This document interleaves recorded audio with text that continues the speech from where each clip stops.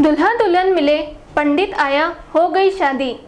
खबर किसी को मिली ना मिली, क्योंकि कोरोना लॉकडाउन के चलते कोई नहीं पहुंच पाया।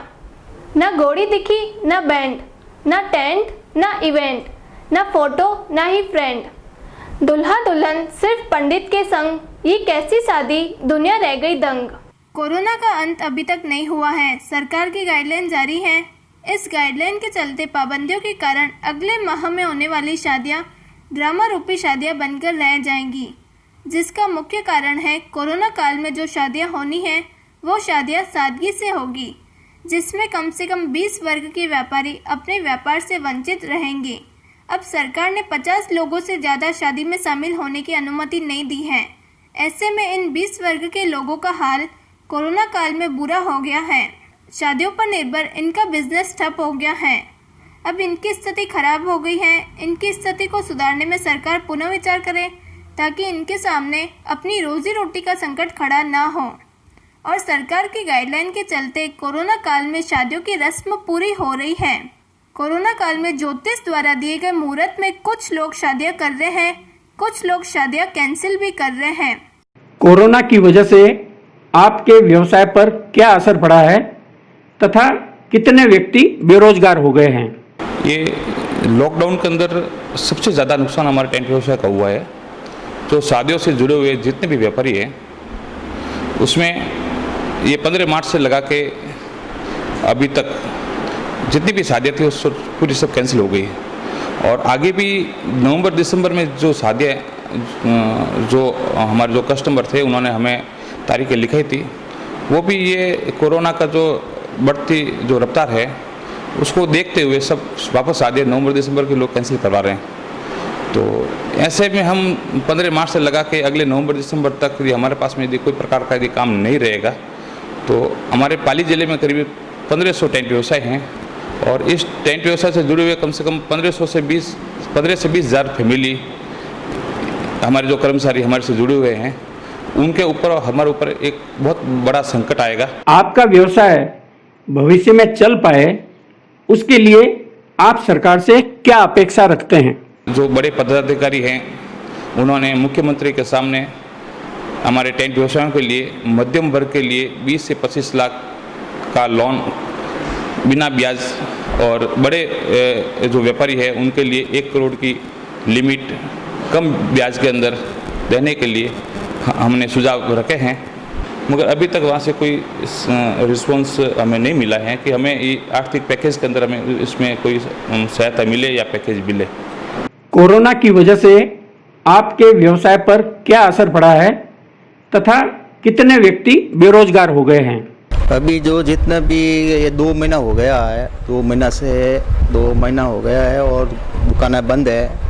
डेकोरेशन का एक भी काम नहीं हो रहा है और स्टाफ 10-12 स्टाफ है, तो सबके बैठे हैं, उनको पगारा देना है। गवर्नमेंट कहती है पगारा दो, हम इनको पगारा कैसे देंगे? हमारा तो काम ही नहीं चल रहा, तो हम पगारा कैसे देंगे? अभी नवंबर ये अपने अप्रैल का 15-16 अप्रैल का 4 काम था, 22 का 2 था और ये मई का आका तीज का 7-8-10 काम था।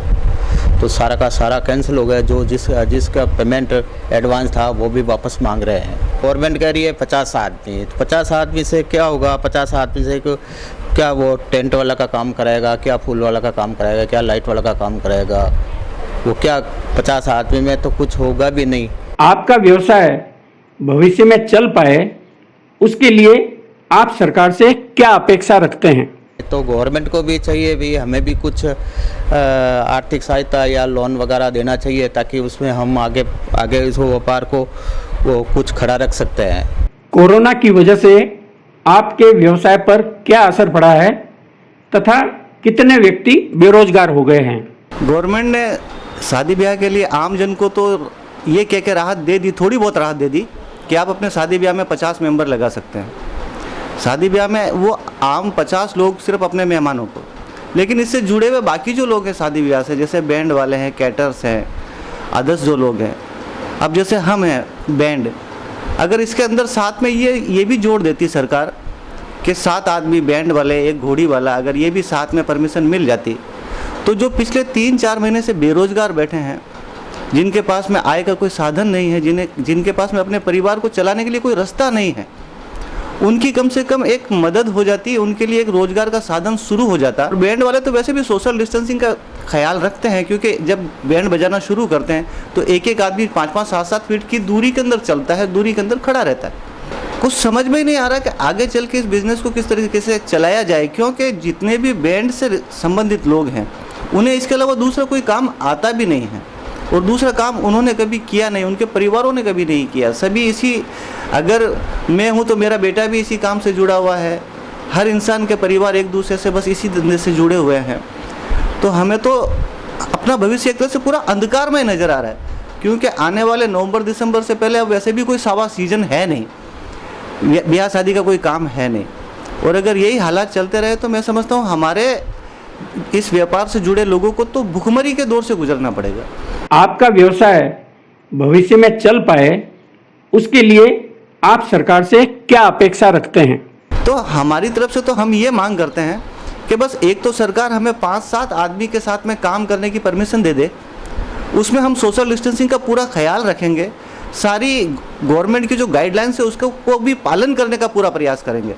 और उसके साथ में मैं निवेदन आपके चैनल के मार्फत से सरकार से ये करना चाहूँगा कि जिन्हें आवश्यक है उन्हें पहली बात तो बिना ब्याज के, लेकिन जहाँ अगर कहीं लगता है तो एक न्यूनतम ब्याज दर के ऊपर हमें जिसको जितना चाहिए उतना लोन मिल जाए, तो उस लोन से हम आने वाले 5-7 महीने अपना आपका परिवार भी चला सकेंगे, और जो लोग हमसे जुड़े हुए हैं, जो हमारे साथ में काम करने वाली लेबर है, हम उनका भी खर्चा जैसे तैसे करके अपने तरीके से चला पाएंगे। कोरोना की वजह से आपके व्यवसाय पर क्या असर पड़ा है तथा कितने व्यक्ति बेरोजगार हो गए हैं?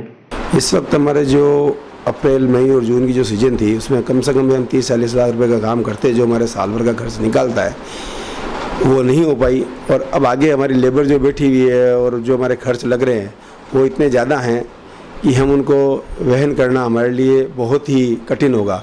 50 आदमी की आपने जो छूट दी है उससे न तो शादियाँ हो पाएगी न कुछ और पाएगा, अगर हम उस व्यापार को नहीं कर पाएंगे। वेडिंग में हमारे लाइट का काम होता है, लाइटें लगाते हैं, जनरेटर लगाते हैं, साउंड वगैरह लगाते हैं, डीजे का जो काम है वो भी हम करते हैं, पंखे, कूलर वगैरह है, एसी है, ये सब हम लगाते हैं।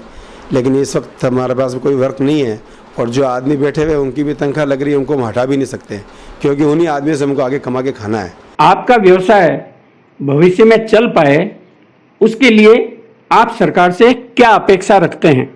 हम सरकार से यही आशा करते हैं कि हमारा जो EMI है या जो भी हमारे जो खर्च लग रहे हैं, हमारी GST वगैरह को देखते हुए उसको हमें राहत दी जाए, और 2 साल तक कम से कम हमारी EMI बैंक नहीं ले, जिससे हम वापस स्ट्रॉन्ग हो सके। कोरोना की वजह से आपके व्यवसाय पर क्या असर पड़ा है तथा कितने व्यक्ति बेरोजगार हो गए हैं? सर, हमारा बिजनेस ही वेडिंग पे चलता ही है। हमारी जो ये 3 महीने की जो आखा तीज की सीज़न होती है पूरे साल पे, उसी पे हमारा जो मेन आखा तीज होती है। अब आखा तीज हमारी चली गई, अब हमारा स्तर नहीं लगता है कि हम वापस खड़े हो पाएंगे जैसे पहले जैसे आगे भी रास्ता नज़र नहीं आ रहा है। जैसे नवंबर दिसंबर में भी 50 लोगों की गाइडलाइंस है, तो हमको नहीं लगता है इस चीज़ से हम बहुत जूझ रहे हैं। आपका व्यवसाय भविष्य में चल पाए उसके लिए आप सरकार से क्या अपेक्षा रखते हैं? ये अपेक्षा करते हैं कुछ हमारे को इस पे लोन पे सारा दे, और इंटरेस्ट है जो साल और 1.5 साल के में जो हमारा EMI है उसके ऊपर थोड़ी राहत दे, तो हमारा ये बिजनेस वापस खड़ा रह सकता है। न तो हमको नहीं लगता है कि ये बिजनेस वापस जिस स्तर पे खड़ा हो सके उस स्तर पे खड़ा हो सकता है।